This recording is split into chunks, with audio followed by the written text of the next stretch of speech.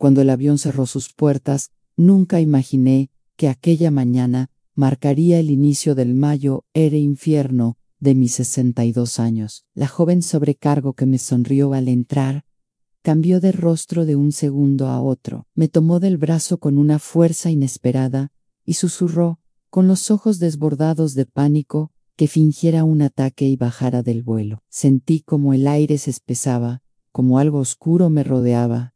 No entendía nada, pero su mirada me heló la sangre. No sabía entonces que ese aviso sería la primera grieta de una verdad capaz de destruir a cualquier madre. Y antes de que todo se derrumbe, quiero contarles desde el principio cómo llegué a ese asiento, a ese instante, y al peligro que jamás imaginé que vendría de tan cerca.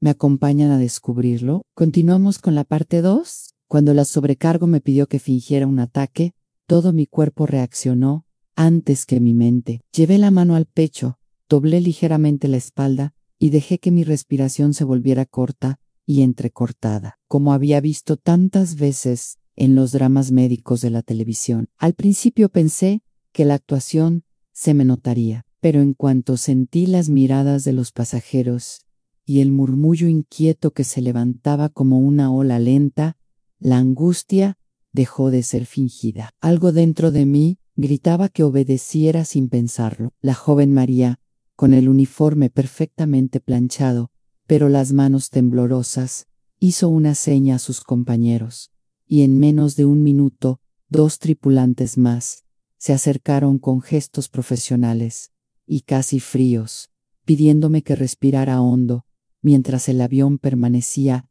aún conectado a la manga del aeropuerto. Yo solo asentía, incapaz de articular una frase coherente, atrapada entre la humillación de parecer una anciana débil y el terror inexplicable que me quemaba la nuca. Lo más extraño fue que, mientras me conducían por el pasillo central, mis ojos buscaron automáticamente a mi hija. Siempre había pensado que, si alguna vez me pasaba algo, Luciana sería la primera en correr hacia mí, a pesar de las discusiones, de las distancias emocionales, de las heridas que no siempre fuimos capaces de nombrar. Pero aquella mañana la vi sentada, rígida, con la mano de Rafael reposando en su rodilla, como si quisieran formar un frente unido ante un problema que no incluía a su madre. Lo que me desgarró no fue la ausencia de preocupación, sino la mueca de fastidio en el rostro de ambos, como si mi emergencia fuera un capricho inoportuno. El gesto de Rafael,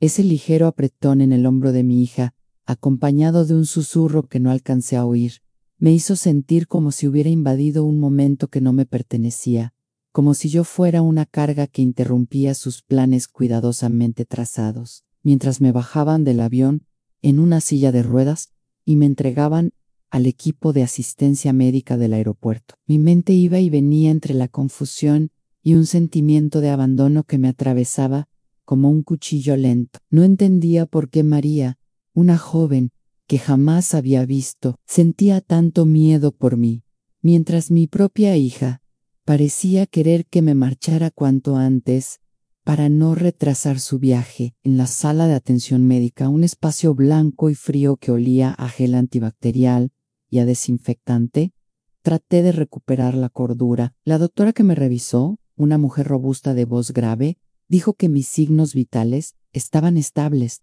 pero que debía reposar unos minutos. Yo asentí, aunque no escuché nada después de aquello. Tenía la mirada clavada en la puerta, esperando que Luciana entrara preguntando si estaba bien, que me abrazara, que me dijera algo, que me devolviera el sentido de la realidad. Pero quien entró fue María. Cerró la puerta con un clic firme, como si temiera que algo la siguiera desde afuera. Se quitó la gorra del uniforme, revelando un rostro aún más joven de lo que había pensado. Quizá unos 25 años, con los ojos rojos, como si hubiera llorado o estuviera por hacerlo. Se acercó lentamente, como si temiera asustarme, y habló en voz baja, cada palabra cayendo sobre mí como una gota de hielo. Me dijo que había escuchado una conversación en el baño del avión, justo antes de que los pasajeros abordaran. Una conversación que no estaba destinada para nadie más una conversación entre mi hija y su prometido. Cuando mencionó sus nombres, sentí que el mundo se me desmoronaba en silencio. Yo la miré sin parpadear, incapaz de creer que algo tan oscuro pudiera tener relación con mi propia sangre. Ella siguió hablando, temblándole la voz. Contó que había escuchado a Rafael mencionar el momento perfecto debido a la altitud, que sería casi imposible revertir un paro cardíaco a tantos pies de altura, que el desfibrilador a bordo no siempre funcionaba correctamente y que los tiempos de respuesta serían demasiado lentos. Cada frase era una puñalada que no terminaba de entrar del todo, como si mi cuerpo rechazara la idea de que alguien pudiera planear semejante horror. Pero lo peor llegó después, cuando María señaló que fue mi propia hija quien preguntó si la dosis debía mezclarse en una bebida o administrarse directamente. La joven sobrecargo me miró entonces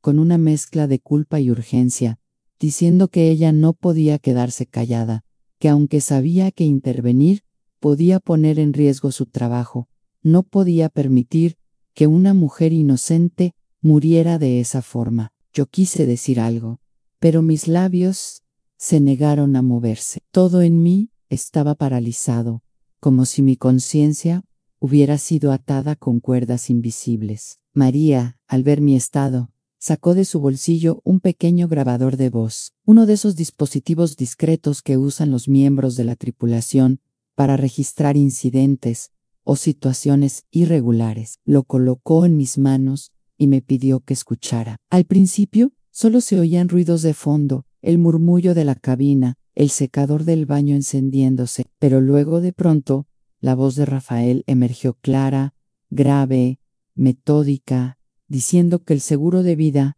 era demasiado tentador para dejarlo pasar. Y después, la voz de Luciana, mi niña de cabello rizado, a la que había amado desde que la sostuve por primera vez hace 27 años, diciendo que mientras más rápido se resolviera todo, mejor. Sentí como el aire se escapaba de mis pulmones sin poder recuperarlo.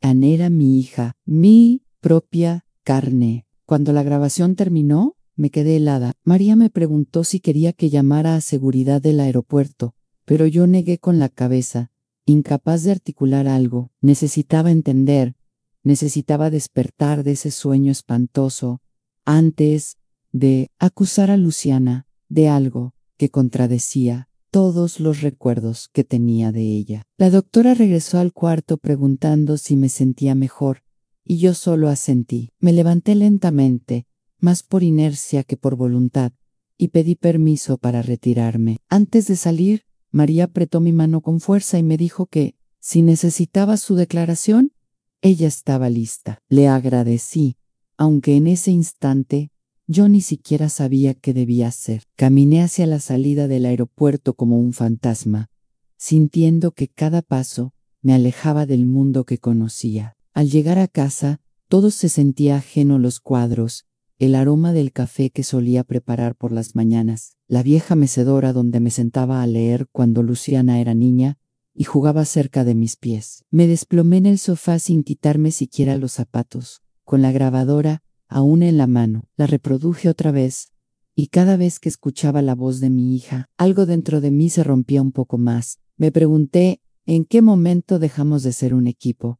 ¿En qué momento la vida nos empujó a caminos tan distintos que ella pudiera ver mi muerte como una solución? Me pregunté qué clase de madre había sido para que todo esto fuera posible. Me pregunté si alguna señal había estado frente a mí, y yo simplemente no quise verla. Esa noche, mientras la casa entera parecía crujir con el viento nocturno, comencé a analizar los últimos meses. Recordé cómo Luciana había insistido en saber el estado de mis cuentas bancarias por si acaso. Recordé cómo Rafael, con su voz suave y esa sonrisa que nunca lograba confiarme del todo, me había sugerido firmar un documento de poder temporal para facilitar trámites médicos. Recordé las miradas incómodas de mi hija cada vez que yo mencionaba algo sobre mi retiro o sobre la venta de una propiedad, y recordé, con un escalofrío seco, la vez que descubrí una modificación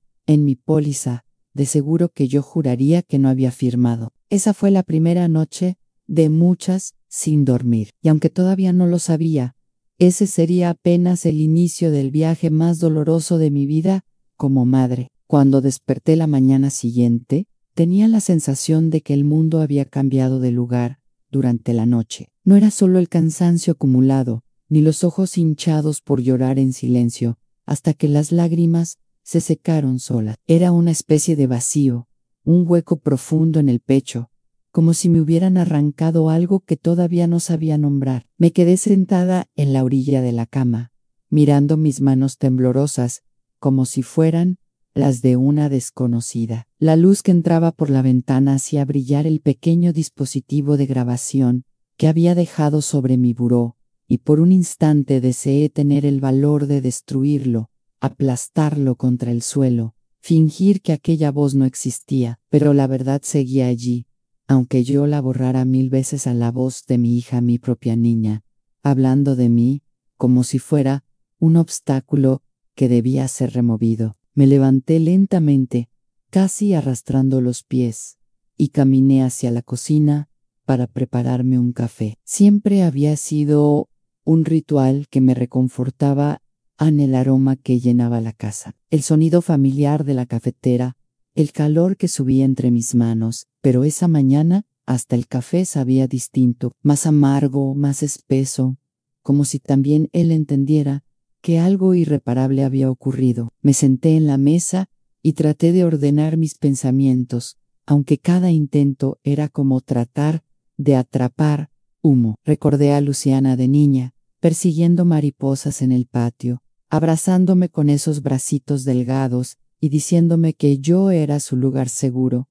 ¿En qué momento ese amor se torció? ¿En qué momento decidí cruzar un puente que solo existía de mi lado? De repente, la grabación volvió a sonar en mi mente, como si alguien la reprodujera dentro de mi cabeza. Escuché otra vez la voz de Rafael dando instrucciones, con la frialdad de quien organiza una agenda. Luego, el tono ansioso de Luciana, preguntando si la mezcla era segura, si la altitud lo complicaría, si alguien podría sospechar. Cerré los ojos y apreté los labios para no gritar. Traté de convencerme de que quizá la conversación estaba sacada de contexto, que tal vez se referían a otra persona, a otro caso, a un comentario fuera de lugar. Pero la vida no funciona así. Cuando algo es demasiado claro, por más que una quiera cubrirlo con explicaciones, la verdad termina brillando como un vidrio bajo el sol. Decidí volver a escuchar la grabación. No sé por qué lo hice. Tal vez necesitaba enfrentar el dolor de frente. Tal vez quería confirmar que mi corazón no había exagerado. La encendí y dejé que las voces se filtraran en la habitación. Esta vez me obligué a no apartar la mirada del aparato, como si eso pudiera ayudarme a comprender. Escuché cada palabra, cada silencio entre frases, cada respiración agitada de ambos, la mención del seguro de vida, la referencia en la dosis exacta, el cálculo cínico de lo difícil que sería descifrar un paro cardíaco a miles de metros de altura. Cuando la grabación terminó, me quedé inmóvil, sintiendo cómo la realidad se asentaba sobre mis hombros con el peso de un edificio entero. La traición no solo estaba allí, estaba en mi sangre, en mi apalido, en la voz que yo misma había enseñado a pronunciar palabras. A partir de ese momento, todo se volvió más nítido. Empecé a recordar detalles que antes había dejado pasar, como si la historia se reescribiera frente a mí desde una perspectiva completamente distinta. Recordé las veces que Luciana me preguntó si ya había revisado el estado de mi testamento, aunque yo siempre le decía que aún era temprano para pensar en eso. Recordé cuando Rafael me llevó unos documentos que aseguraba eran solo protocolos médicos, insistiendo con esa sonrisa suya que nunca llegaba a los ojos. Recordé la forma en que mi hija evitaba mirarme directamente cuando yo les preguntaba por qué estaban tan interesados en mis seguros, o por qué hablaban en voz baja cada vez que yo entraba en la sala. Durante meses pensé que exageraba, que la vida adulta de mi hija era simplemente más compleja. Jamás imaginé que yo era parte de un plan, de un cálculo tan frío que hasta ahora me costaba creerlo. Me quedé pensativa largo rato, tomando sorbos cortos de café que ya se había enfriado. Y entonces, por primera vez, desde que la joven sobrecargo me detuvo en el avión, una pregunta empezó a martillarme la cabeza. ¿Por qué? ¿Por qué mi hija, la niña que lloraba si yo llegaba tarde por ella a la escuela, podría siquiera considerar deshacerse de mí? Era una pregunta que irritaba, que picaba en el alma como alcohol en una herida abierta. Aún no tenía una respuesta, pero algo dentro de mí sabía que debía encontrarla, aunque doliera más que cualquier descubrimiento anterior, porque ninguna madre merece vivir con la duda de qué tan poco valor tiene su vida para la persona que la vio nacer. Salí al patio para intentar respirar un poco de aire fresco. El viento movía lentamente las plantas que yo cuidaba desde que Luciana era pequeña, y por un segundo pensé que ese pequeño jardín había visto más de nosotras dos que cualquier diario o fotografía. Me apoyé en la barandilla, dejando que el sol me calentara la piel, y me pregunté si en algún momento había fallado tanto que mi hija sintiera que su único camino era manipularme, usarme o incluso eliminarme. La maternidad, me dije, es un espejo cruel, no siempre refleja la verdad, pero sí muestra nuestras culpas con una nitidez despiadada. Y yo tenía muchas culpas. Había trabajado demasiado cuando ella era niña. Había sido estricta cuando ella buscaba libertad. Había sido blanda cuando ella necesitaba límites, pero ninguna de esas fallas debía justificar lo que planeaban. Al volver adentro, mi teléfono vibró sobre la mesa. Al ver la pantalla, el corazón se me detuvo. Un segundo, era un mensaje de Luciana. Decía que lamentaba no haberme acompañado en la sala médica y que esperaba que yo me sintiera mejor. Te quiero, mamá, concluía el texto, acompañado de un emoji de corazón. Esa mezcla de ternura y falsedad me hizo sentir náuseas. Me pregunté si su mensaje era parte de un guión que ya tenían planeado, o si, en el fondo, una parte de mi hija aún conservaba algo de humanidad. No respondí. Dejé el teléfono boca abajo y respiré hondo, tratando de no dejarme llevar por la desesperación. Pero la angustia no terminó ahí. Una hora después, recibí otro mensaje, esta vez de Rafael, preguntando cuándo quería retomar el viaje, insinuando que sería bueno despejar la mente después del susto. Esa frialdad confirmaba lo que había escuchado para él. Yo ya no era una persona, sino un trámite pendiente, un obstáculo que tenían que resolver antes de que sus problemas los alcanzaran. Sentí un escalofrío recorrerme la espalda y entendí que, si me quedaba quieta, ellos avanzarían con su plan tarde o temprano. No sabía cómo aún, pero debía actuar antes de que fuera demasiado tarde. Por primera vez en mi vida, debía cuidarme de mi propia hija. Esa tarde, decidí revisar mis papeles importantes. Abrí el cajón donde guardaba mis documentos personales y revisé uno por uno mi póliza de seguro, el testamento, mis estados de cuenta. Y fue allí cuando descubrí algo que me confirmó todo. La firma que aparecía en una modificación de mi seguro no era la mía. Era parecida, sí, pero había trazos que yo jamás hacía, curvas demasiado artificiosas y sobre todo una firma más alargada. Sentí que las manos me sudaban mientras sostenía la hoja. Era la prueba de que alguien había falsificado mi firma. Y yo no tenía ninguna duda de quién había sido. Mi hija no era experta en eso. Pero Rafael, según lo que yo había escuchado alguna vez, sí tenía experiencia en trámites dudosos. Me senté otra vez y por primera vez en días supe con absoluta claridad que no podía enfrentar esto sola. Tenía miedo, un miedo que se me metía hasta los huesos, pero tenía también un impulso nuevo. No quería morir. No de esa manera, no traicionada, no a manos de quienes yo había amado más que a la vida misma. Levanté el teléfono, dudé unos segundos y marqué a una persona en quien había confiado desde hacía años, el licenciado Mateo Reyes, un abogado conocido por su honestidad y por haber sido amigo de mi difunto padre. No le dije todo por teléfono, solo le pedí que viniera a mi casa con urgencia, que necesitaba hablar con él que era un asunto de vida o muerte. Creo que él sintió el temblor en mi voz, porque aceptó sin hacer preguntas. Mientras esperaba su llegada, caminé por la casa como si fuera un lugar ajeno. Cada sillón, cada fotografía, cada objeto parecía mirarme, como si todos fueran testigos silenciosos de un drama que yo jamás imaginé protagonizar. Me senté en el sofá, cerré los ojos y traté de respirar profundamente. Y fue allí, en esa calma falsa, cuando entendí que mi vida había cambiado para siempre, en el momento exacto en que María tomó mi brazo en el avión.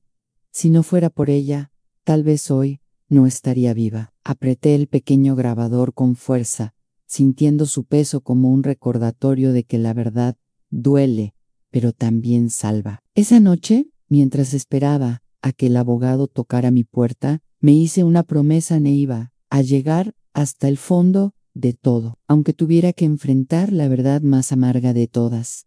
Porque una madre puede soportar casi cualquier dolor, pero no puede vivir con una mentira que la condena en silencio. Mateo llegó a mi casa casi al anochecer, con su maletín viejo de cuero y la misma expresión seria que recordaba desde que él me ayudó a resolver un asunto familiar hacía varios años. Cuando abrió la puerta y me vio de pie, con los ojos rojos y la grabadora apretada entre las manos, su rostro cambió ligeramente, como si entendiera que aquello no era una simple consulta legal, sino algo que podía romper una vida de un solo golpe. Me pidió que me sentara aquí, respirar aullando, y me aseguró que él estaba allí para ayudarme, sin importar la gravedad del asunto. Y cuando por fin pude hablarle con Titadú, el mensaje de la sobrecargo, la conversación escuchada, la grabación, el viaje planeado, los documentos sospechosos, mientras yo hablaba, él no me interrumpió ni una vez, solo asentía con un gesto lento, tomando notas en una libreta, mientras su ceño se fruncía cada vez más. Cuando terminé, el silencio que cayó entre nosotros era tan denso que me costó incluso tragar saliva. Mateo tomó la grabadora, la encendió y escuchó la conversación completa, sin hacer ningún gesto. No sé si su neutralidad era profesional o si también se estaba conteniendo para no reaccionar ante lo terrible de todo aquello. Pero cuando la grabación terminó, la cerró con suavidad y la colocó en la mesa. Isabela, me dijo con voz baja, esto no es solo grave, esto es un delito mayo ere. Y no es cualquier tipo de delito.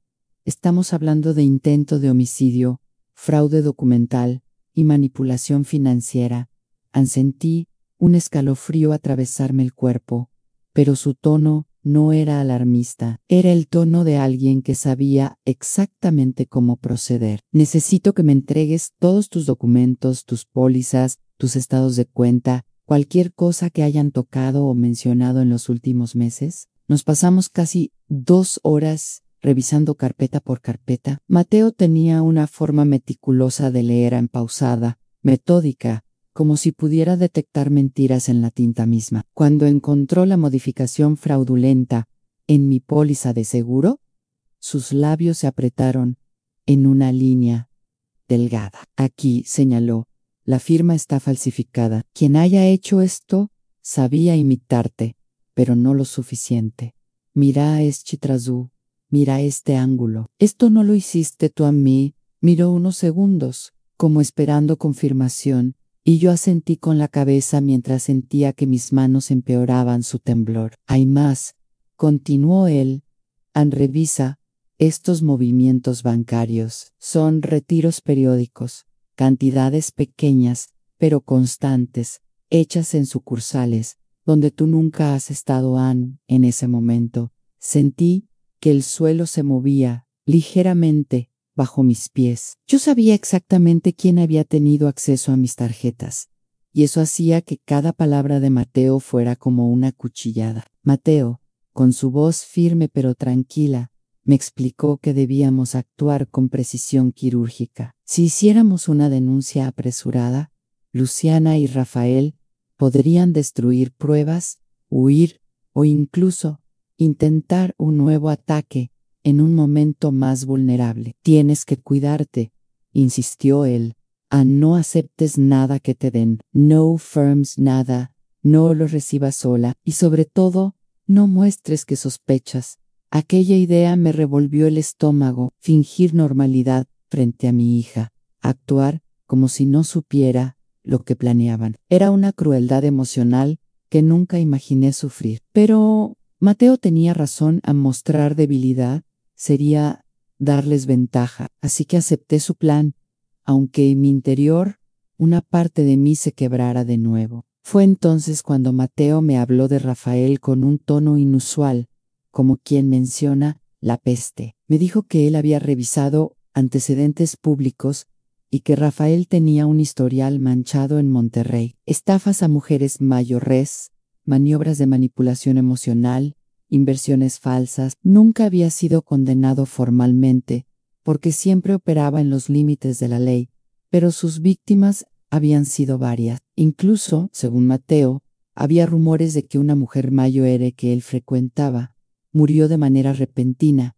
aunque jamás se comprobó nada. Cuando escuché eso, sentí que la sangre me abandonaba el cuerpo. ¿Cómo había permitido yo que ese hombre estuviera tan cerca de mi hija? ¿Cómo no vi lo que era tan evidente para cualquier desconocido? A veces, la necesidad de ver feliz a un hijo nos nubla la vista de una forma devastadora. Pero lo que vino después fue lo que me dejó sin aliento. Mateo abrió un expediente nuevo que había armado en las horas previas y me explicó que Luciana estaba hundida en deudas enormes con un grupo de préstamos clandestinos, deudas que se habían acumulado en menos de un año, tras varios intentos fallidos de un negocio que yo desconocía por completo. Maldije en silencio la distancia emocional que habíamos permitido que creciera entre nosotras.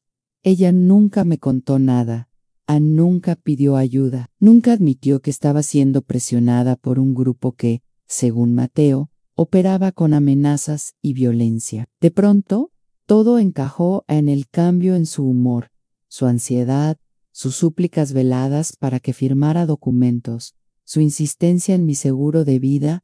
No quería matarme, quería salvarse. Y esa idea, aunque no justificaba nada, me aplastó el corazón como una piedra enorme. Pasamos el resto de la noche revisando el historial de Rafael y Luciana, armando una línea de tiempo precisa, desglosando fechas, movimientos bancarios, correos, llamadas. Mateo trabajaba con una calma imperturbable, como si fuera un cirujano abriendo una herida para limpiarla a fondo. Había momentos en los que él fruncía el ceño con fuerza, y yo sabía que había encontrado algo grave, pero no quería interrumpirlo. Me quedaba sentada, respirando lentamente, intentando no derrumbarme. A cada nuevo detalle que descubríamos, mi corazón se partía un poco más. Isabella me dijo en un momento: esto no es una equivocación, ni un arrebato emocional, es un plan, y lleva meses ejecutándose. Yo no sabía si llorar o gritar. Sentía que mi vida había sido desmontada pieza por pieza, como un reloj viejo, y aún así, en medio de todo ese caos, había un pensamiento obsesivo que no podía expulsar de mi mente. ¿Cómo se veía Luciana mientras planeaba esto? ¿Estaba nerviosa? ¿Dudaba? ¿O acaso hablaba con naturalidad, como si yo fuera solo un trámite burocrático? Nunca en mi vida me había dolido tanto imaginar a mi hija sin mí, no porque la idea de morir fuera lo que más me aterraba, sino porque no podía entender cómo ella había podido visualizar ese futuro sin derrumbarse. Al finalizar la revisión, Mateo me explicó el siguiente paso: reunir más pruebas. Necesito que los dejes hablar, que los escuches, que registres todo. Yo asentí, aunque una parte de mí quisiera huir a un lugar remoto, pero era mi vida la que estaba en juego. Mateo me entregó un pequeño dispositivo de grabación, aún más discreto que el de María, uno que podía pegarse debajo de una mesa, dentro de un bolso o incluso en la parte inferior de mi teléfono. Vamos a atraparlos con sus propias palabras, dijo él, con una firmeza que por primera vez me dio esperanza. No estás sola, Isabela. Cuando él se marchó, la casa quedó sumida en un silencio incómodo, como si estuviera conteniendo la respiración. Caminé lentamente hacia mi habitación, repasando mentalmente cada detalle que deberíamos fingir, cada gesto que debía mantener bajo control, cada palabra que Luciana podría usar para manipularme. Pero, a diferencia de otras veces, ya no me sentía débil. Me sentía herida, sí, destrozada, sí, pero también despierta de una forma brutal. No era la primera vez que la vida me ponía pruebas duras, pero esta era otra liga. Era sobrevivic, literalmente. Y esa certeza me dio una fuerza nueva que no sabía que tenía. Al día siguiente, desperté con una claridad que hacía días no sentía. Preparé café, me vestí con calma y revisé el plan con Mateo por teléfono. Iba a contactar a Luciana, iba a pedirle que viniera a casa para arreglar las cosas tras lo ocurrido en el aeropuerto. Iba a sonreír, a fingir calma, a actuar como si siguiera siendo ingenua. Y mientras hacía todo eso, estaría grabando cada segundo. Era un teatro cruel, pero necesario. Antes de marcarle, me quedé un momento viendo una foto colgada en mi sala en Luciana, a los 8 años, abrazando un peluche que le compré después de que se enfermó de gripa. Su sonrisa era tan abierta, tan sincera, tan limpia, que se me desgarró el pecho pensar que aquella niña alguna vez se convertiría en la mujer que ahora planeaba mi muerte. Apreté el teléfono con fuerza, sintiendo que mis manos volvían a temblar, pero aún así marqué. Ella respondió al segundo timbrazo, con una voz preocupada que sonaba perfectamente ensayada. Me dijo que quería verme, que lamentaba lo ocurrido, que me extrañaban. Yo fingí creerle. Le pedí que viniera esa misma tarde. Cuando Cold, la casa volvió a llenarse de ese silencio tenso, pero esta vez no me dejó paralizada.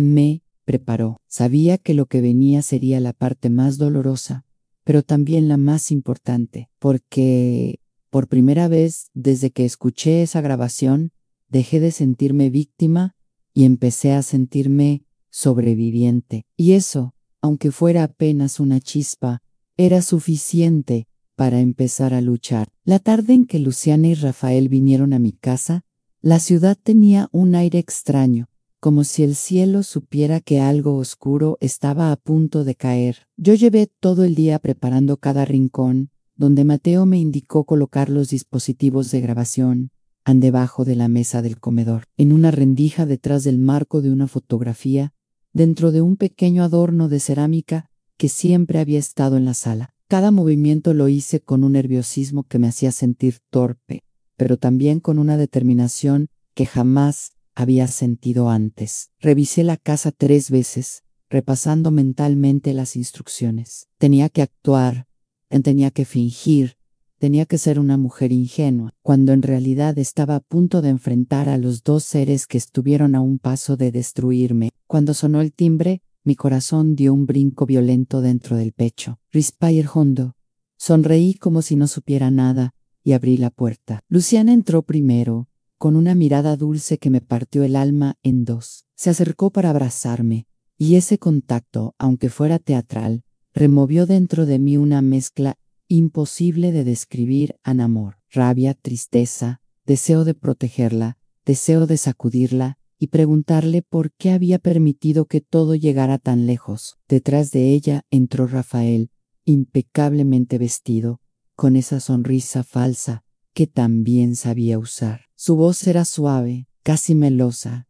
Cuando dijo a doña Isabela, qué alivio verla mejor, yo asentí, con una cortesía que me supo a veneno. Nos sentamos en el comedor, donde había preparado una cena ligera, para que todo se viera natural. Mientras servía la sopa, mis manos temblaron ligeramente, pero logré disimularlo. Observé cómo Rafael examinaba el ambiente, como si buscara algo que no encajaba. Era un hombre acostumbrado a evaluar riesgos, a medir cada detalle antes de actuar. Luciana, en cambio, parecía más relajada, como si de verdad creyera que la situación estaba bajo control, como si pensara que yo seguía siendo la madre confiada que siempre la había protegido. Y tal vez por eso, cuando comenzaron a hablar, sus palabras cayeron exactamente como Mateo había predicho. Rafael empezó con comentarios suaves sobre mi estado de salud, insinuando que quizás yo había llegado a una edad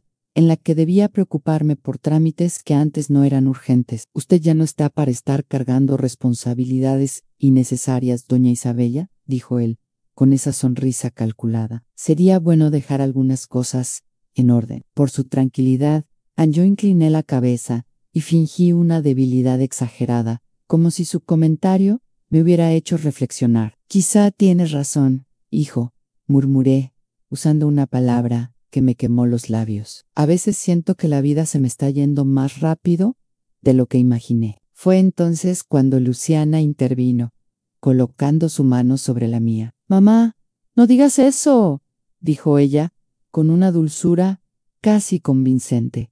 «Solo queremos ayudarte. Mira, estuvimos pensando que tal vez deberías darnos un poder para gestionar tus decisiones de salud. Ya sabes, por si te pasa algo y no puedes firmar o decir lo que quieres».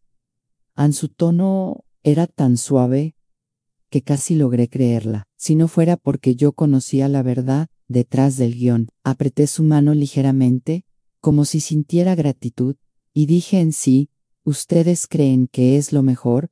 Podemos revisarlo juntos». Rafael sonrió, y en esa sonrisa vi la confirmación de que todas mis sospechas habían sido reales. Él ya creía que me tenía atrapada. Luciana, a su lado, exhaló aliviada, como si de pronto el mundo volviera a ponerse en orden. Dentro de mí, en cambio, algo se endureció. Era la resolución fría de una mujer que finalmente despertaba. Sabía que cada palabra, cada mirada, cada respiro estaba siendo grabado, y aún así, mantener la actuación era como caminar sobre un campo minado. Durante la cena, la conversación se mantuvo ligera, pero había momentos en los que se filtraban frases inquietantes, gotas de veneno disimulado. Rafael habló sobre lo difícil que era para las personas mayores viajar solas, sobre los riesgos de salud en altitudes elevadas, sobre cómo un simple esfuerzo inesperado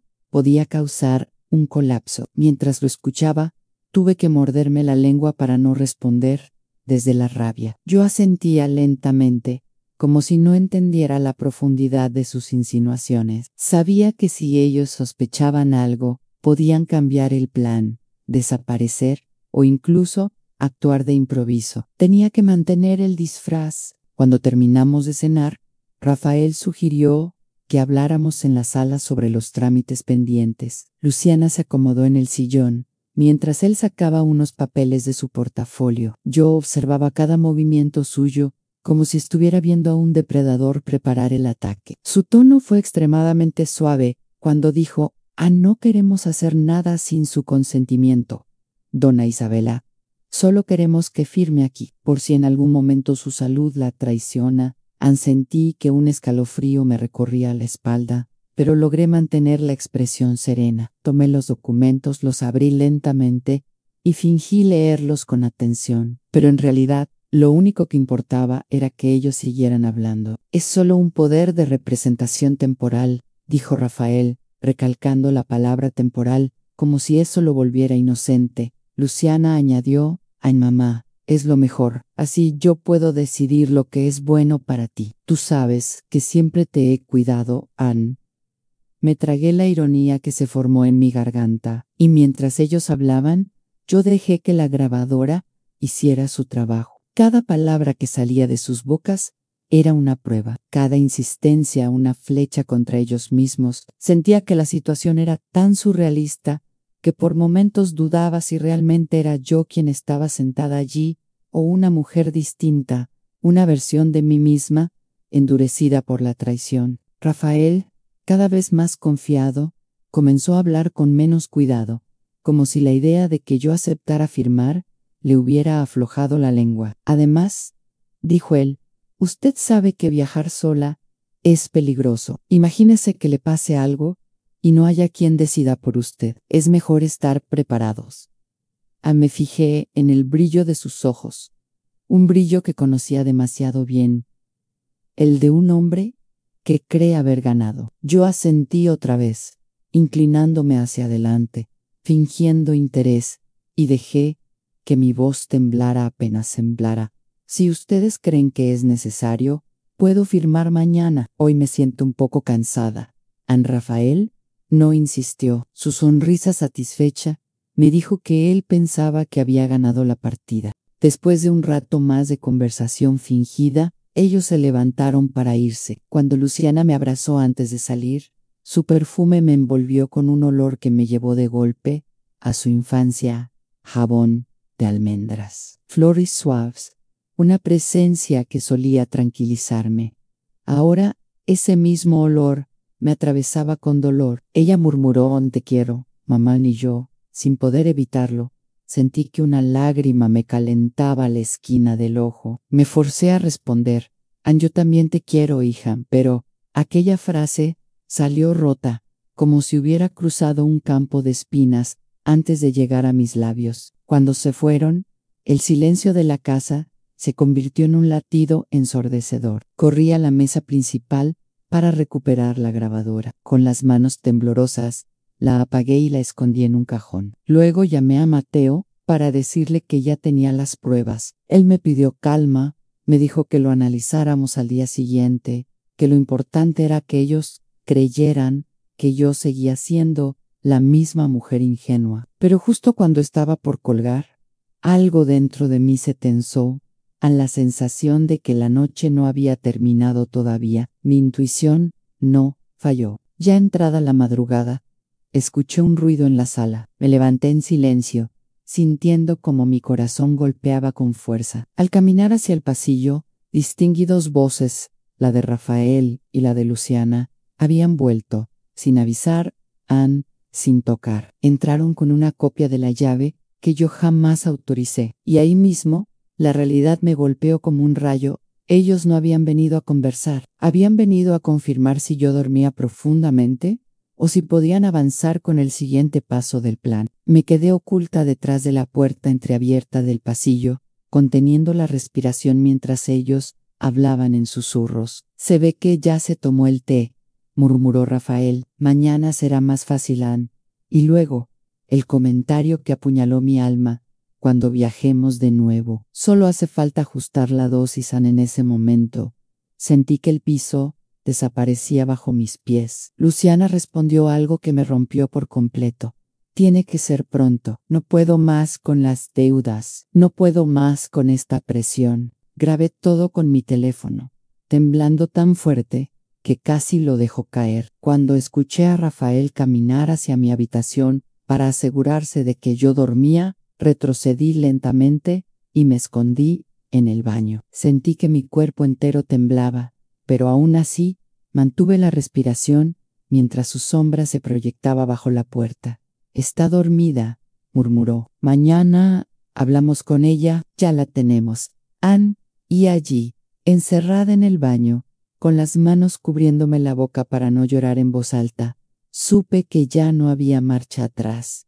Ellos no solo querían mi firma, querían mi vida, y la querían pronto. Esa noche, por primera vez, desde que todo empezó, dejé de sentir dolor y comencé a sentir rabia pura, afilada, necesaria, una rabia que me mantendría viva. La mañana siguiente amaneció con un silencio extraño, tan denso que parecía pegarse a las paredes. Apenas dormí tus oros, y aún así me levanté con una claridad que no entendía de dónde provenía. Tal vez era el instinto de supervivencia, tal vez el cansancio emocional, tal vez la rabia que la noche anterior se había clavado tan hondo que ya no me dejaba rendirme. Caminé por la casa como si estuviera revisando un escenario antes de una obra. Cada objeto en su lugar, cada rinconcito cargado de peligros invisibles. Sabía que algo más grande se acercaba. Sabía que Rafael y Luciana no se detendrían. Y lo peor, sabía que ese día o esa noche iban a intentar terminar el trabajo. Al preparar el desayuno, mis manos se movían solas, pero mi mente estaba despierta como nunca. Pensaba en lo que escuché la noche anterior a la frase de Rafael sobre ajustar la dosis, el susurro desesperado de mi hija, admitiendo que ya no podía soportar la presión. Era como si esas palabras siguieran flotando en el aire, atrapadas en los rincones de la casa, resonando una y otra vez en mi cabeza. Me pregunté cuántas veces habría ignorado señales antes de que todo llegara a este punto. Y mientras el café calentaba, me descubrí a mí misma mirando mi reflejo en la ventana. Anne, una mujer que, pese a las lágrimas del día anterior, ahora tenía una expresión tan firme que casi no me reconocí. A media mañana llegó un mensaje de Luciana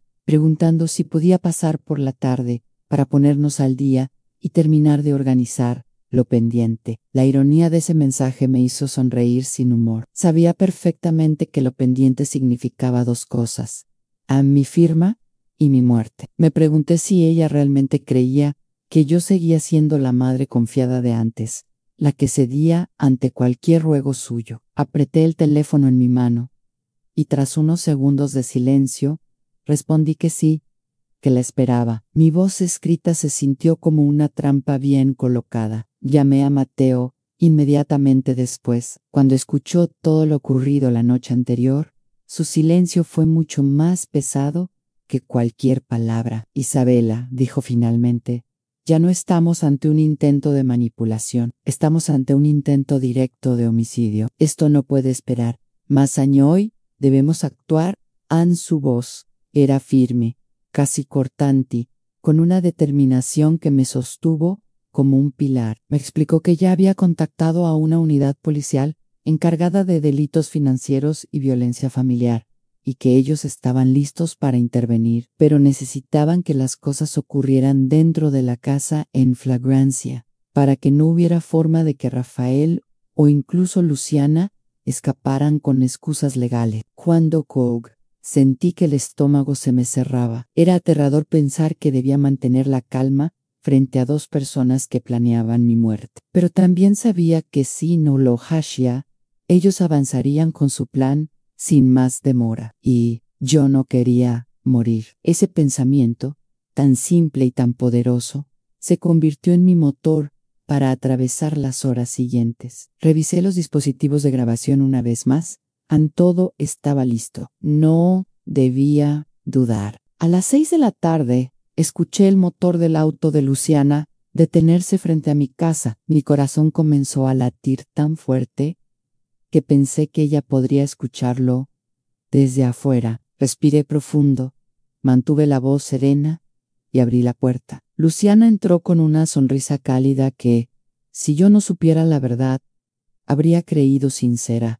¿Cómo amaneciste, mamá?, preguntó mientras me abrazaba. Su fragancia familiar me rodeó otra vez, provocándome un dolor tan profundo que sentí los ojos humedecerse, pero no dejé que ella lo notara.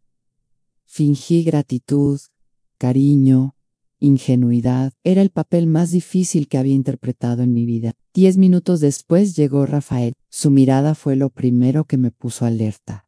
Había algo distinto en ella, algo calculado, casi impaciente, como quien viene a cerrar un asunto incómodo. Traía consigo una bolsa de supermercado con algo dentro, y al entrar la dejó discretamente sobre la mesa de la cocina. Luciana trató de distraerme llevándome al comedor, pero yo ya tenía el presentimiento de lo que había en esa bolsa, y ese presentimiento me heló la sangre. Comenzamos a hablar sobre temas triviales, como si todo fuera normal. Ellos actuaban con una naturalidad escalofriante, como si llevaran toda la vida entrenando para mentir sin pestañear. Rafael sacó nuevamente sus documentos y los colocó sobre la mesa. Doña Isabella, dijo con voz suave, solo falta su firma en estos papeles, y así estará protegida. Podremos ocuparnos de su salud, de sus trámites, de lo que necesite. En cada palabra era un veneno envuelto en terciopelo. Luciana, sentada a mi lado, asentía como si realmente creyera que me estaban ayudando. Pero entonces ocurrió lo que Mateo había anticipado. Rafael se levantó y caminó hacia la cocina para preparar algo caliente. Según él, yo sabía lo que iba a hacer. Sentí la piel erizarse al escucharlo, mover objetos, abrir un cajón, manipular algo de metal. Luego, su voz llegó desde la cocina con una suavidad que me revolvió el estómago. Isabella, te preparé un té para relajarte un poco. Te hará bien después de tantos días difíciles. Luciana sonrió. Sí, mamá, tómatelo, te sentirás mejor. Ese fue el momento exacto en que la línea entre la vida y la muerte se hizo delgada como un cabello. Vi a Rafael acercarse con la taza en la mano. El vapor se elevaba suavemente, inofensivo, como si fuese solo una bebida cálida más. Pero yo sabía, la verdad, aquello no era té, aquello no era té, era el ajuste de dosis del que Rafael había hablado la noche anterior. Era la herramienta con la que pensaban terminar todo sin dejar huellas. Mi corazón latía tan fuerte que temí que pudiera escucharse en toda la casa. Tomé la taza entre mis manos, fingiendo dudar por cansancio. Luciana me miraba con una mezcla de ansiedad y esperanza. Rafael esperaba, con respiración contenida, como un juez aguardando un veredicto. Fue entonces cuando decidí actuar. Con una voz suave, fingiendo vulnerabilidad, dije: gracias, hijo. Pero antes de tomarlo, ¿podrías revisar algo en mi habitación? Creo que dejé un documento que también debería firmarse. Rafael frunció el ceño, desconfiado. Pero Luciana, nerviosa y queriendo acelerar el proceso, intervino: ve tú, Rafael. Mamá nunca sabe dónde deja las cosas. Él dudó, pero finalmente asintió, dejando la taza sobre la mesa y dirigiéndose hacia el pasillo. En cuanto lo perdí de vista, mis piernas actuaron por instinto. Me levanté con rapidez, caminé hacia la puerta principal y la abrí justo en ese instante, como si todo hubiera sido coreografiado, como si el destino hubiera sostenido la respiración durante horas para liberarla. En ese momento preciso, la policía irrumpió en la casa. No fue un ruido caótico, fue una entrada precisa, sincronizada, casi quirúrgica. Mateo entró detrás de ellos, con el rostro tenso, sosteniendo una carpeta llena de documentos y grabaciones. El estruendo hizo que Rafael regresara corriendo del pasillo. Cuando vio a los agentes en la sala, su rostro se transformó en una máscara de ira y sorpresa. ¿Qué significa esto?, gritó, mirando a Luciana como si esperara alguna explicación milagrosa. Pero Luciana estaba paralizada. Su rostro perdió el color, los labios le temblaban. Sabía que todo había terminado. Uno de los oficiales tomó la taza del té y la guardó en una bolsa de evidencia. Otro agente se acercó a Rafael para arrestarlo. Él intentó resistirse, balbuceando insultos, acusándome de haberlo provocado, diciendo que yo estaba enferma mentalmente. Pero nada de eso importaba. En las grabaciones, las pruebas, los documentos falsificados, todo estaba allí. Después de un rato más de conversación fingida, ellos se levantaron para irse. Cuando Luciana me abrazó antes de salir, su perfume me envolvió con un olor que me llevó de golpe a su infancia: jabón de almendras, flores suaves, una presencia que solía tranquilizarme. Ahora ese mismo olor me atravesaba con dolor. Ella murmuró: te quiero, mamá. Ni yo, sin poder evitarlo, sentí que una lágrima me calentaba la esquina del ojo. Me forcé a responder: yo también te quiero, hija. Pero aquella frase salió rota, como si hubiera cruzado un campo de espinas antes de llegar a mis labios. Cuando se fueron, el silencio de la casa se convirtió en un latido ensordecedor. Corrí a la mesa principal para recuperar la grabadora. Con las manos temblorosas, la apagué y la escondí en un cajón. Luego llamé a Mateo para decirle que ya tenía las pruebas. Él me pidió calma, me dijo que lo analizáramos al día siguiente, que lo importante era que ellos creyeran que yo seguía siendo la misma mujer ingenua. Pero justo cuando estaba por colgar, algo dentro de mí se tensó, a la sensación de que la noche no había terminado todavía. Mi intuición no falló. Ya entrada la madrugada, escuché un ruido en la sala. Me levanté en silencio, sintiendo como mi corazón golpeaba con fuerza. Al caminar hacia el pasillo, distinguí dos voces, la de Rafael y la de Luciana. Habían vuelto, sin avisar, sin tocar. Entraron con una copia de la llave que yo jamás autoricé. Y ahí mismo, la realidad me golpeó como un rayo. Ellos no habían venido a conversar. Habían venido a confirmar si yo dormía profundamente o si podían avanzar con el siguiente paso del plan. Me quedé oculta detrás de la puerta entreabierta del pasillo, conteniendo la respiración mientras ellos hablaban en susurros. «Se ve que ya se tomó el té», murmuró Rafael. «Mañana será más fácil, Ann». Y luego, el comentario que apuñaló mi alma: «Cuando viajemos de nuevo, solo hace falta ajustar la dosis, Ann». En ese momento, sentí que el piso desaparecía bajo mis pies. Luciana respondió algo que me rompió por completo. «Tiene que ser pronto. No puedo más con las deudas. No puedo más con esta presión». Grabé todo con mi teléfono, temblando tan fuerte que casi lo dejó caer. Cuando escuché a Rafael caminar hacia mi habitación para asegurarse de que yo dormía, retrocedí lentamente y me escondí en el baño. Sentí que mi cuerpo entero temblaba, pero aún así mantuve la respiración mientras su sombra se proyectaba bajo la puerta. «Está dormida», murmuró. «Mañana hablamos con ella, ya la tenemos». Ann, y allí, encerrada en el baño, con las manos cubriéndome la boca para no llorar en voz alta, supe que ya no había marcha atrás. Ellos no solo querían mi firma, querían mi vida, y la querían pronto. Esa noche, por primera vez, desde que todo empezó, dejé de sentir dolor y comencé a sentir rabia pura, afilada, necesaria, una rabia que me mantendría viva. La mañana siguiente amaneció con un silencio extraño, tan denso que parecía pegarse a las paredes. Apenas dormí 2 horas, y aún así me levanté con una claridad que no entendía de dónde provenía. Tal vez era el instinto de supervivencia, tal vez el cansancio emocional, tal vez la rabia que la noche anterior se había clavado tan hondo que ya no me dejaba rendirme. Caminé por la casa como si estuviera revisando un escenario antes de una obra. Cada objeto en su lugar, cada rinconcito cargado de peligros invisibles.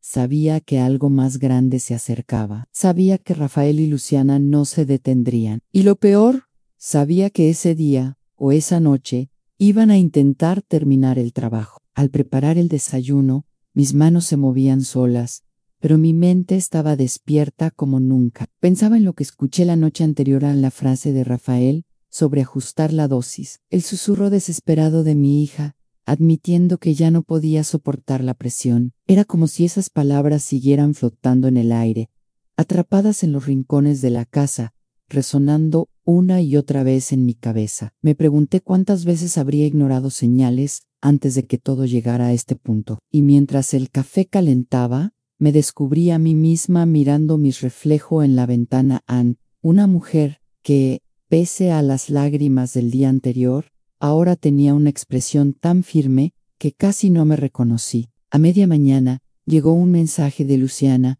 preguntando si podía pasar por la tarde para ponernos al día y terminar de organizar lo pendiente. La ironía de ese mensaje me hizo sonreír sin humor. Sabía perfectamente que lo pendiente significaba 2 cosas: a mi firma y mi muerte. Me pregunté si ella realmente creía que yo seguía siendo la madre confiada de antes, la que cedía ante cualquier ruego suyo. Apreté el teléfono en mi mano, y tras unos segundos de silencio, respondí que sí, que la esperaba. Mi voz escrita se sintió como una trampa bien colocada. Llamé a Mateo inmediatamente después. Cuando escuchó todo lo ocurrido la noche anterior, su silencio fue mucho más pesado que cualquier palabra. «Isabela», dijo finalmente, «ya no estamos ante un intento de manipulación, estamos ante un intento directo de homicidio. Esto no puede esperar. Más año hoy debemos actuar».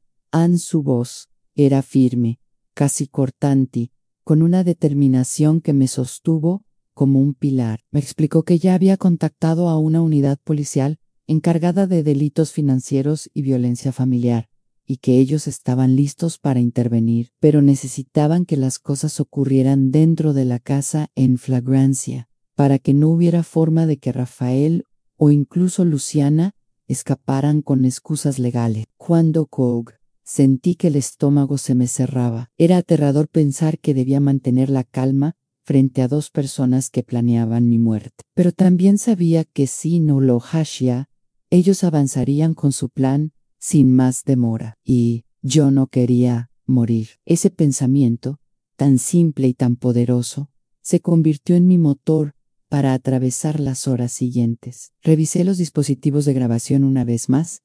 Todo estaba listo. No debía dudar. A las 6 de la tarde, escuché el motor del auto de Luciana detenerse frente a mi casa. Mi corazón comenzó a latir tan fuerte que pensé que ella podría escucharlo desde afuera. Respiré profundo, mantuve la voz serena y abrí la puerta. Luciana entró con una sonrisa cálida que, si yo no supiera la verdad, habría creído sincera. ¿Cómo amaneciste, mamá?, preguntó mientras me abrazaba. Su fragancia familiar me rodeó otra vez, provocándome un dolor tan profundo que sentí los ojos humedecerse, pero no dejé que ella lo notara. Fingí gratitud, cariño, ingenuidad. Era el papel más difícil que había interpretado en mi vida. 10 minutos después llegó Rafael. Su mirada fue lo primero que me puso alerta.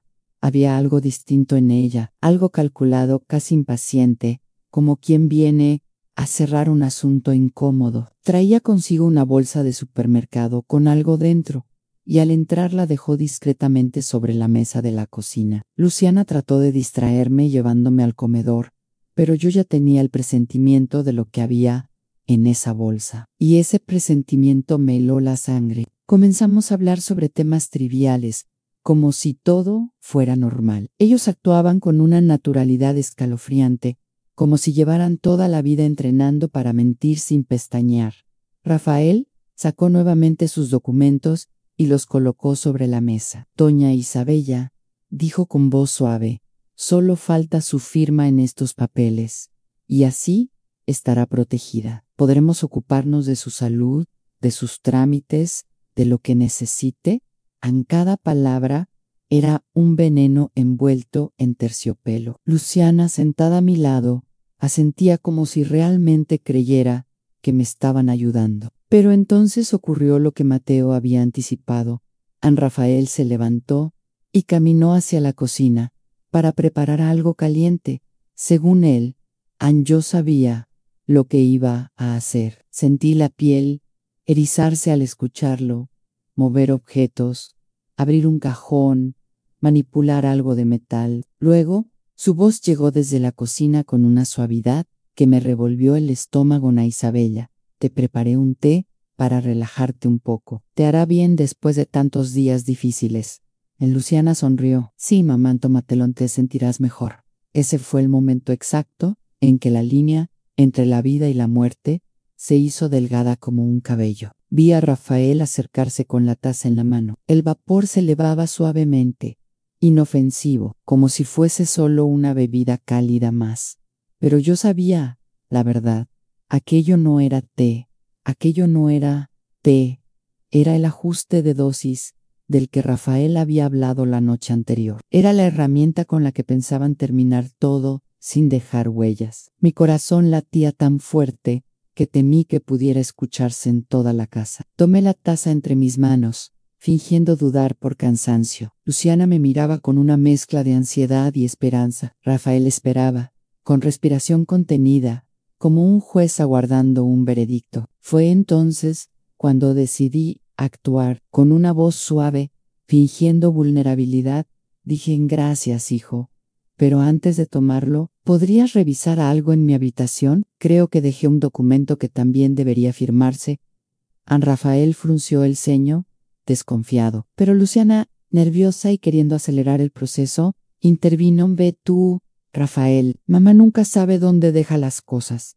Él dudó, pero finalmente asintió, dejando la taza sobre la mesa y dirigiéndose hacia el pasillo. En cuanto lo perdí de vista, mis piernas actuaron por instinto. Me levanté con rapidez, caminé hacia la puerta principal y la abrí justo en ese instante, como si todo hubiera sido coreografiado, como si el destino hubiera sostenido la respiración durante horas para liberarla. En ese momento preciso, la policía irrumpió en la casa.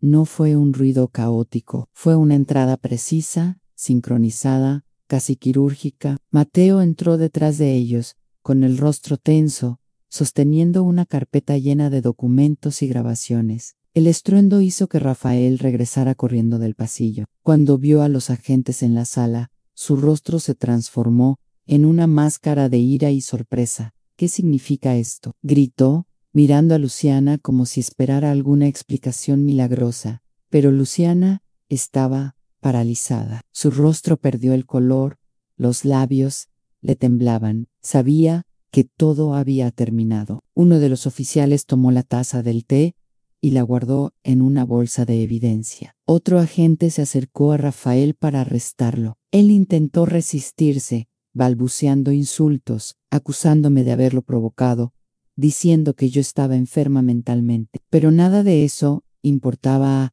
en las grabaciones, las pruebas, los documentos falsificados. Todo estaba allí. Cuando un segundo oficial se acercó a Luciana para colocarle las esposas, ella dio un paso atrás, llorando con una desesperación que me perforó el pecho. «Mamá, yo no quería», murmuró entre sollozos. Fue él quien me obligó. Yo nunca quise hacerte daño.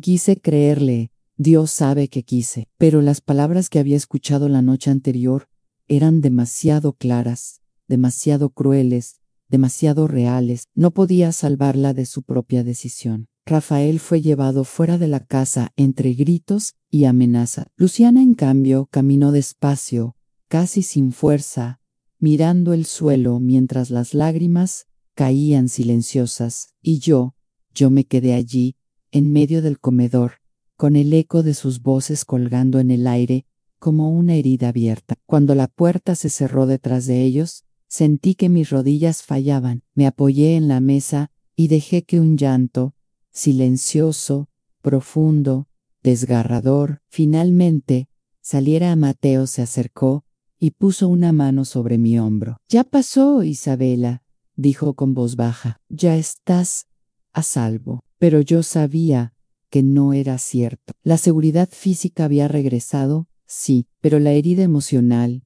la traición, el vacío que deja una hija cuando cruza la línea del amor al daño. Esa cicatriz tardaría toda una vida en sanar. Esa noche, mientras la policía recogía las últimas pruebas y la casa volvía a quedar en silencio, entendí una verdad dolorosa, Anne.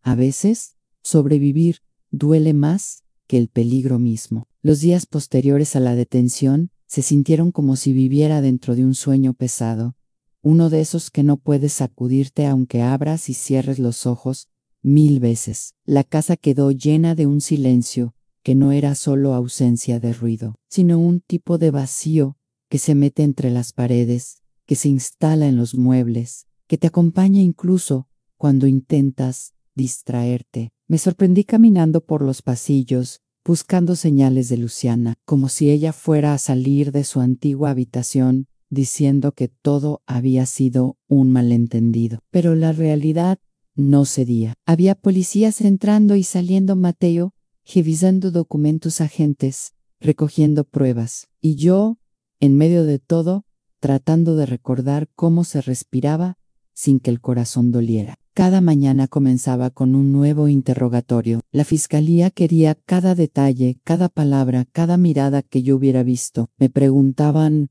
cómo supe, cuándo sospeché, qué escuché exactamente, y aunque intentaba responder con la mayor claridad posible, había momentos en que mi voz se quebraba, como si estuviera narrando la historia de otra persona. Era difícil admitir en voz alta que mi hija y su pareja habían planeado matarme. Cada vez que yo decía mi hija, había un pequeño silencio entre los funcionarios, como si incluso ellos necesitaran procesar lo que estaban escuchando. Ninguna madre debería pronunciar esas palabras.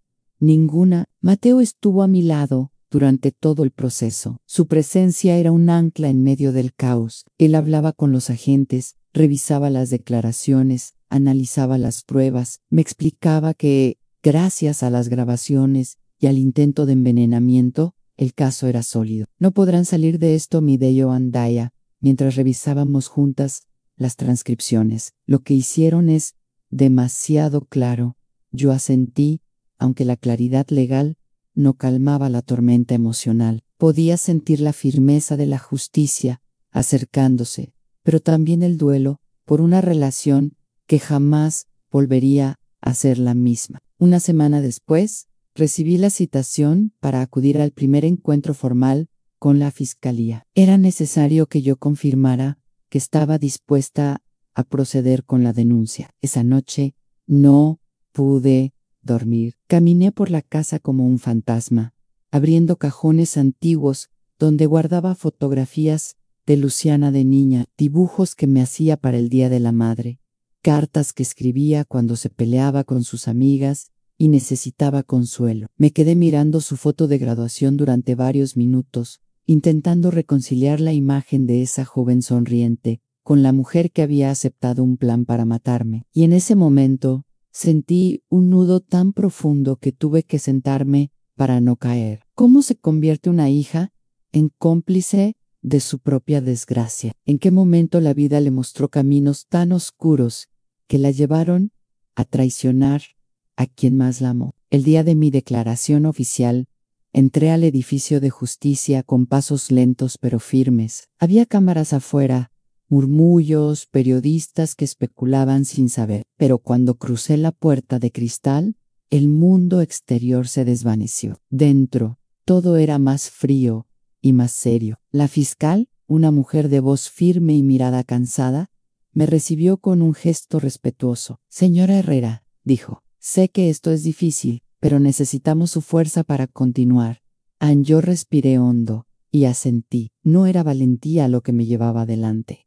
Era supervivencia. Me hicieron escuchar fragmentos de mis propias grabaciones para confirmar su autenticidad. La voz de Rafael diciendo, «Cuando viajemos de nuevo, ajustamos la dosis», me atravesó como un puñal. La voz de Luciana, admitiendo que no podía más con las deudas, me dolió en un lugar aún más profundo. Firmé documentos, respondí preguntas, confirmé fechas. Cuando salí de la sala de declaraciones, sentí que había envejecido 10 años. Mi cuerpo pesaba, pero mi espíritu también. Era Agatha. El día de la audiencia inicial llegó más rápido de lo que imaginé. Me vestí con ropa sobria, me recogí el cabello y traté de mantener una expresión neutra, aunque mis manos no dejaban de temblar. Al entrar en la sala, vi a Rafael primero esposado, con esa mirada desafiante que siempre había escondido detrás de sonrisas manipuladoras. Luego la vi a ella. A mi hija Luciana estaba sentada con los hombros caídos,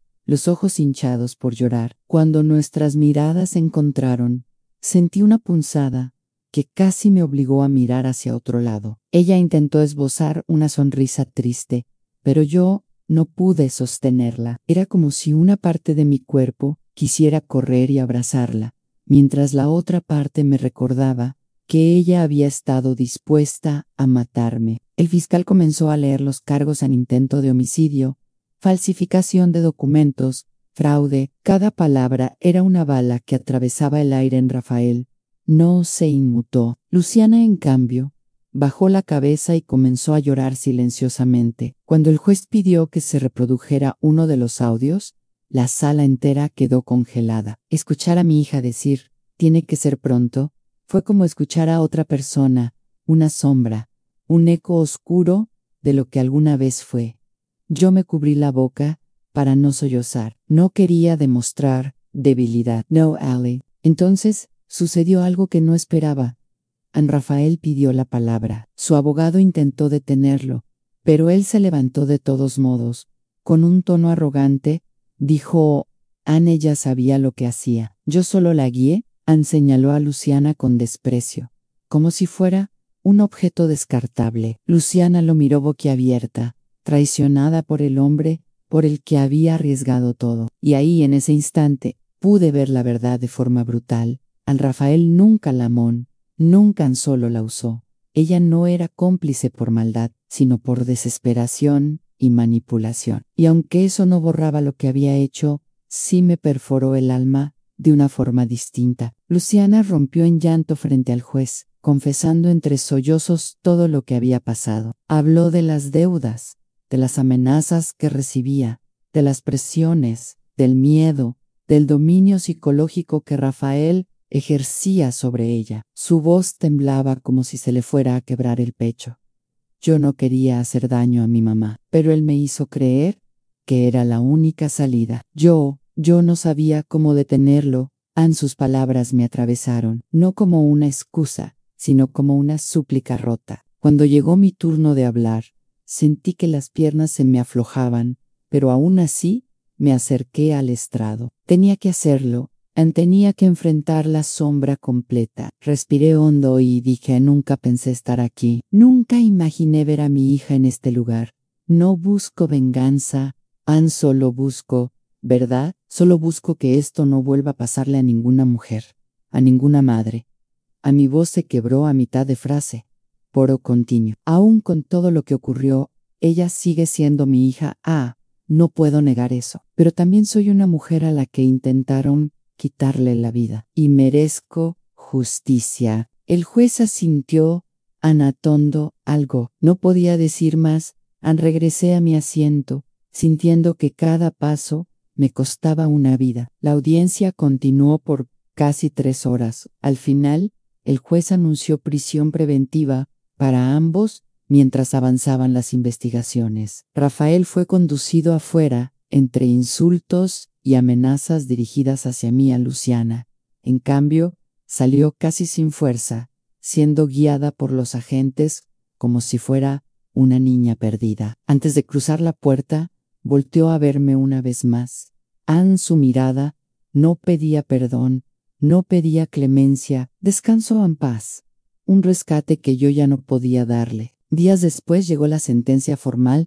Rafael recibiría 25 años por intento de homicidio agravado y fraude. Luciana recibió 8 años como cómplice, con reducción por haber cooperado y demostrado manipulación psicológica. Cuando recibí la noticia, mis manos temblaron. No celebré, no lloré, solo cerré los ojos. Sabía que, aunque la justicia había hablado, mi corazón necesitaría mucho más tiempo para sanar. Esa noche, me senté frente a la ventana de mi sala, mirando las luces lejanas de la ciudad. Pensé en el camino recorrido en Los Miedos, en la Trellán, en el dolor profundo que se había metido dentro de mí como una raíz espinosa. Y aunque la herida seguía abierta, también había una pequeña chispa dentro de mí, la chispa de que estaba viva, de que había sobrevivido, de que, a pesar de todo, todavía tenía algo que reconstruir. Y fue en ese silencio, mientras la noche avanzaba, cuando comprendí que la justicia había terminado, pero mi propia historia apenas comenzaba. Hoy, al mirar hacia atrás, siento que la vida me partió en dos: la mujer que fui antes de descubrir la traición y la mujer que renació después de sobrevivirla. Durante muchos meses pensé que mi historia terminaría en el miedo, en la vergüenza, en ese silencio frío que deja una herida que nadie puede ver. Pero con el tiempo entendí que el dolor también tiene una forma de iluminarnos por dentro, como una grieta por donde entra la luz. A veces necesitamos rompernos para recordar que seguimos vivas, que todavía podemos levantarnos incluso después del golpe más inesperado. Hubo días en los que la soledad me abrazó tan fuerte que pensé que no podría volver a confiar en nadie. Pero luego llegaron mujeres como María, la joven sobrecargo que me salvó sin conocerme. Llegaron profesionales que me dieron herramientas para sanar. Llegaron grupos de apoyo donde escuché historias que me recordaron que no era la única, que muchas madres cargan heridas invisibles causadas por quienes más aman. Allí entendí que no debemos callar, que el silencio nunca protege, solo encadena. Cuando empecé a hablar, empecé a respirar de nuevo. Con el tiempo escribí un pequeño libro, no para revivir el dolor, sino para transformarlo. Lo titulé El instinto de una madre, porque, aunque me equivoqué miles de veces, fue mi instinto el que finalmente me mantuvo viva. Ese libro me llevó a conocer comunidades, a escuchar testimonios de otras mujeres valientes, a extender mi mano donde alguna vez necesité que alguien extendiera la suya hacia mí. Descubrí que compartir nuestra historia no nos hace débiles, nos convierte en faros para quienes aún caminan en la oscuridad. Y si hoy estás escuchando esto, quiero decirte algo desde lo más profundo de mi alma. A nunca subestimes tu valor. No importa cuántas veces te hayan roto, abandonado o decepcionado. Tú sigues siendo una mujer completa, capaz de reconstruirse una y mil veces. La vida no siempre nos da finales felices, pero siempre nos da segundas oportunidades. Y tú mereces tomarlas todas. Si mi historia llega a tu corazón, si en algún momento te acompaña o te consuela, entonces todo este camino habrá tenido sentido. Gracias por acompañarme hasta aquí. Gracias por escucharme. Y, si lo deseas, quédate conmigo para seguir compartiendo historias que sanan, que abrazan, que nos recuerdan que nunca es tarde para volver a empezar.